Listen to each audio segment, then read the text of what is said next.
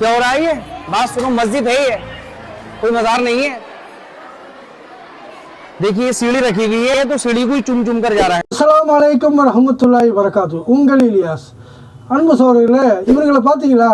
அஜ்மீர் தர்கா பக்கத்தில் தர்கா இருக்குது, அது பக்கத்தில் பள்ளியாசல் இருக்குது.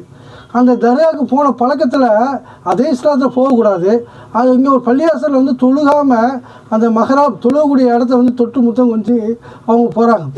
இதுக்காக என்ன காரணம்னாக்கா, ஒவ்வொரு ஏரியாலையும் பள்ளியாசல் கிடையாது. பெண்களுக்குன்னு தனியாக ஒரு பள்ளியாசல் இல்லாததுனால இவ்வளோ பிரச்சனை. இப்போ நம்மள எவ்வளோ பேர் மக்காவுக்கு போகிறாங்க, மதினாவுக்கு போகிறாங்க, எல்லா இடத்துலையும் ஒரு ஆண்களுக்கு ஒரு பள்ளி, பெண்களுக்கு ஒரு பள்ளியாசல் இருக்குது. இல்லை அட்லீஸ்ட் நம்மளுடைய பள்ளியாசல்லையாவது பெண்களுக்குன்னு தனியாக ஒரு இடத்த ஒதுக்கலாம்ல. ஒதுக்காததுனால இவங்களுடைய நிலைமை பார்த்தீங்களா எந்த அளவுக்கு போயிடுதுன்னு. அது தவறான ஒரு வழிமுறையை கொண்டு போயிடும். அதனால் முடிஞ்ச அளவுக்கு உங்களுடைய ஊர்களில் ஒரு பள்ளியாசலை ஏற்படுத்துறதுக்கு முயற்சி செய்யுங்க. ஏன்னா அதனால் அவங்களும் சீர்படுவாங்க. நபிகள் நாயகம் ஸல்லல்லாஹு அலைஹி வஸல்லம் சொல்கிறாங்க, ஒரு பெண்களுக்கு இஸ்லாம் வந்துட்டாக்கா விளக்கும் மாதிரின்றாங்க. பெண்கள் பள்ளியாசலுக்கு போனால் தடுக்காதீங்க அப்படின்னு சொல்கிறாங்க. அதனால் வந்து நீங்கள் பள்ளியாசலை ஏற்படுத்துங்க பெண்களுக்காக.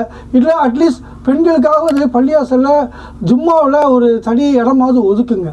அது ஒதுக்காதனால தான் பல பிரச்சனைகள் வருது. புரியுதுங்களா? இன்ஷா அல்லாஹ் மாற்றிக்குவோமா? அஸ்ஸலாமு அலைக்கும் வரஹ்மத்துல்லாஹி வரகாத்துஹு.